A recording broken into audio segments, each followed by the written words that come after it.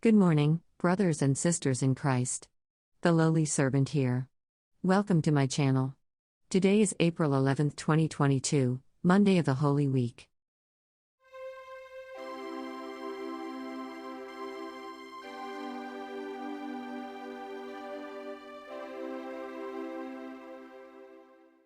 The first reading is from the book of Isaiah.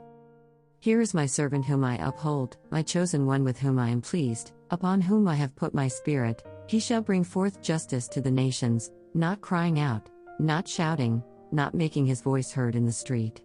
A bruised reed he shall not break, and a smoldering wick he shall not quench, until he establishes justice on the earth. The coastlands will wait for his teaching. Thus says God, the Lord, who created the heavens and stretched them out, who spreads out the earth with its crops, who gives breath to its people and spirit to those who walk on it. I, the Lord, have called you for the victory of justice. I have grasped you by the hand. I formed you and set you as a covenant of the people, a light for the nations, to open the eyes of the blind, to bring out prisoners from confinement, and from the dungeon, those who live in darkness. Responsorial Psalm. The Lord is my light and my salvation. The Lord is my light and my salvation. Whom should I fear? The Lord is my life's refuge. Of whom should I be afraid? The Lord is my light and my salvation. When evildoers come at me to devour my flesh, my foes and my enemies themselves stumble and fall. The Lord is my light and my salvation. Though an army encamp against me, my heart will not fear. Though war be waged upon me, even then will I trust. The Lord is my light and my salvation. I believe that I shall see the bounty of the Lord in the land of the living. Wait for the Lord with courage, be stout-hearted, and wait for the Lord. The Lord is my light and my salvation. Verse before the Gospel. Hail to you, our King, you alone are compassionate with our faults.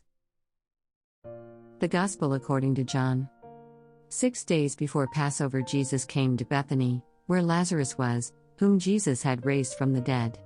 They gave a dinner for him there, and Martha served, while Lazarus was one of those reclining at table with him.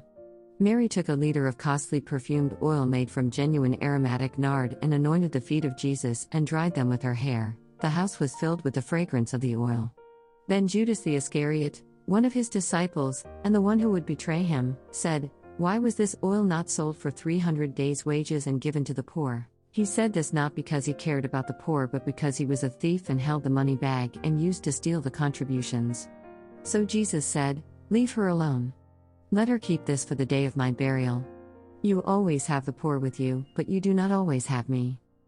The large crowd of the Jews found out that he was there and came, not only because of him, but also to see Lazarus, whom he had raised from the dead.